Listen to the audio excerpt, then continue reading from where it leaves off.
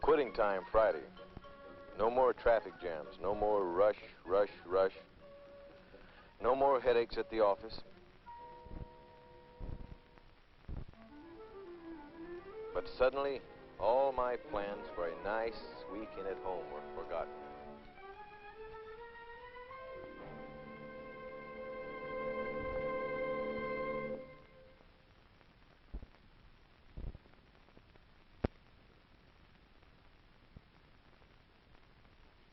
Hey, what you got, Bill? Wouldn't you know? Pete Granger. What a laugh he was having. Good afternoon, Mr. Duncan. And just my luck, Miss Monroe had to see it, too. I'd been meaning to buy a new garbage can, but, well, what would Betty say? Bill Duncan, where have you been? I've been waiting all morning for you, and I'm so terribly upset. Do you know what's going on outside? That garbage can's a mess. The red label's on it. The neighbors have been calling, and I just don't Betty know. said plenty. My parents have been calling me up. It's a disgrace. Whoa, wait a minute. There's someone downtown I know can take care of this.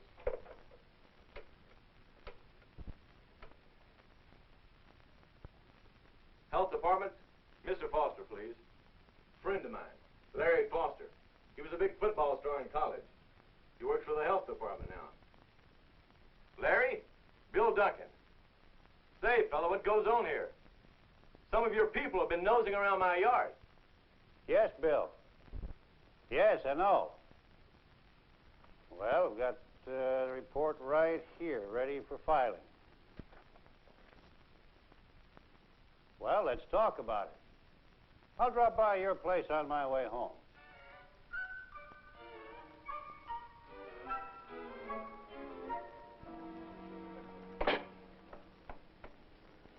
It's just a reminder that improperly stored garbage provides food for rats, flies, and other disease-carrying insects. While Larry talked, my son Stevie and the Granger boy stood around bug-eyed with hero worship. Well, Larry coached the kids in the neighborhood in their football league. It was as if Johnny Unitas had come to our block. Well, thanks for the advice, Larry.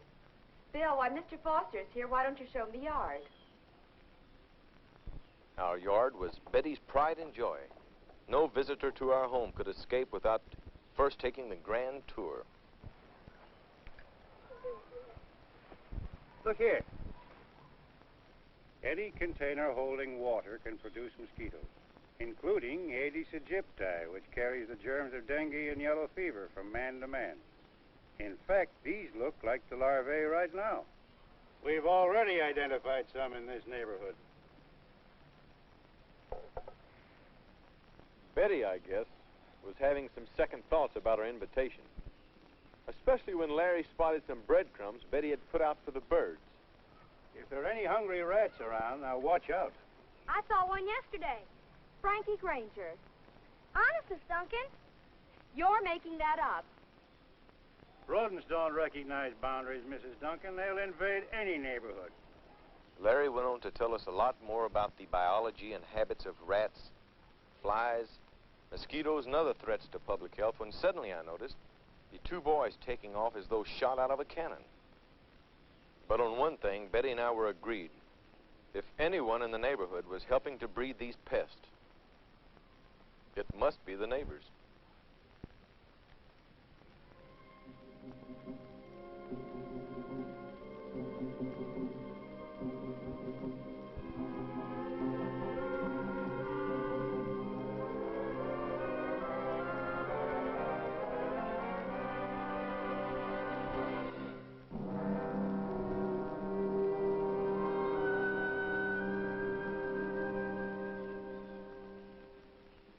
Frankie told his dad about the rat, but depend on Pete Granger to weasel out of it. Must be the neighbors. Next morning, I had a talk with Pete Granger about what Stevie had told me. You're a fine one to talk, Bill Duncan. If you kept your yard half as clean as mine. See those tiny dark wigglers? They're probably disease-carrying mosquitoes. They breed in water. If you'd pull your plug or cover your boat, Pete. Oh, yeah? Well, at least I don't get red tags on my garbage cans. If Pete and I didn't exactly see eye to eye, our boys joined hands that morning in a common cause, an expedition, along with other kids on the block, to survey each boy's yard. At the Costellos, a tire containing stagnant water, a favorite breeding place for domestic mosquitoes. Ditto for their wading pool. At the Mulligans, food left out for their dog, an invitation to insects and rats. At the Jacobsons, scrap lumber, a good hiding place for rats, who fed at a nearby garbage can. The vacant lot next door, with overgrown weeds, cluttered with bottles, tin cans, discarded auto parts and appliances, each containing stagnant water. From yard to yard the boys went, gathering new recruits on the way.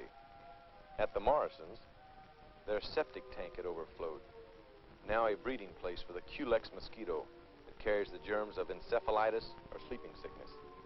At the Digby's, children's playthings, but each also a menace, for all of these containers could produce mosquitoes.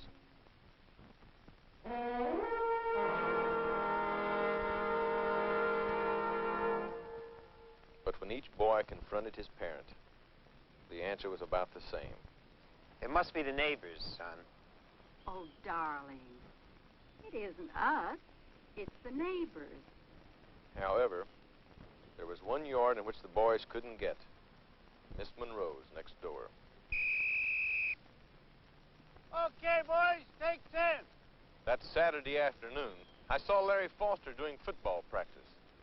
I asked him what the city was doing to keep our neighborhood clean. The city provides ordinances and regulations for the guidance of the individual household, Bill. At the health department, we put out information for TV, radio, and the newspapers. We also make periodic inspections of the premises. Then, of course, the city collects your garbage twice a week, your rubbish once a week, and disposes of it by sanitary methods. Now, if it weren't for that service, any modern city would soon become a shambles. But the job of keeping your property free from health hazards is mainly yours, Bill. Now, the good citizen recognizes that fact and does all that he can to safeguard the health of his family and the whole neighborhood. As Larry went on to paint a grim picture of the various serious diseases carried from man to man by pests such as mosquitoes, rats, and flies, he had a spellbound audience.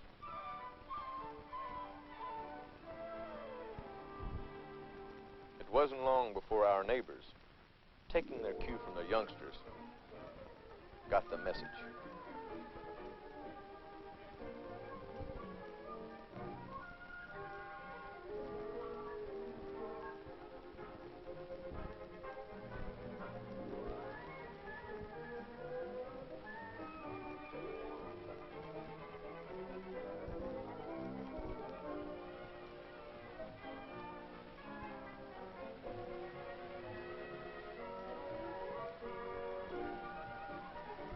Throughout our neighborhood, there was a general cleanup and improvement campaign.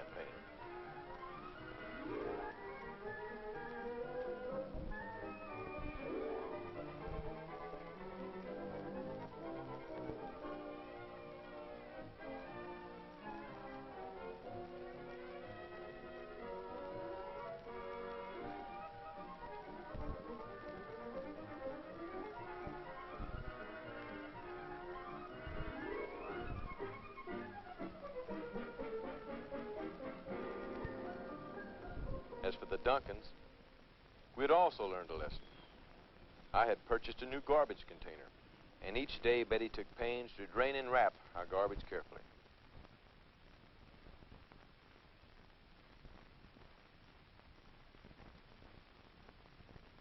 Before putting it into the container that sat on a new cart I had purchased. A protection against rats and prowling dogs. No more breadcrumbs in our yard either, for Betty had a bird feeder now, taking care not to let it overflow. But there was still a problem. The yard next door, as tightly guarded as Fort Knox.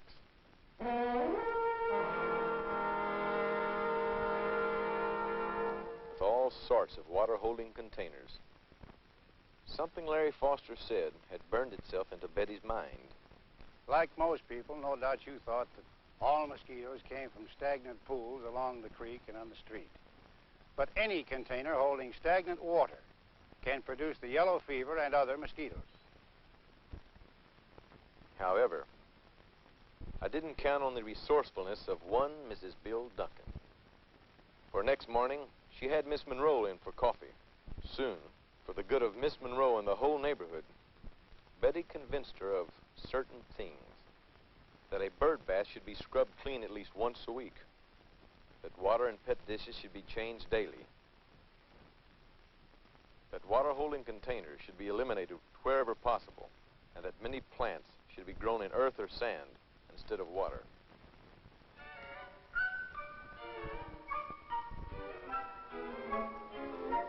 Miss Monroe's yard, our own yard. 2 down and 1 to go. Hi, Bill. Pete Granger, a hard nut to crack. However, when the Grangers invited us over to a weenie roast that Sunday afternoon, I found that Pete had also seen the light.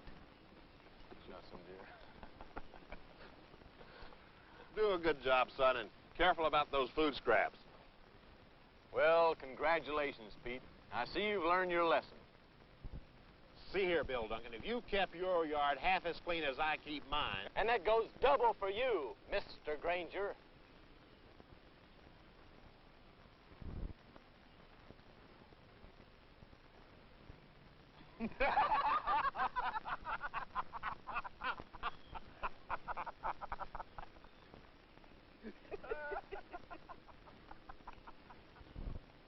Took the kids to wake us up, Bill.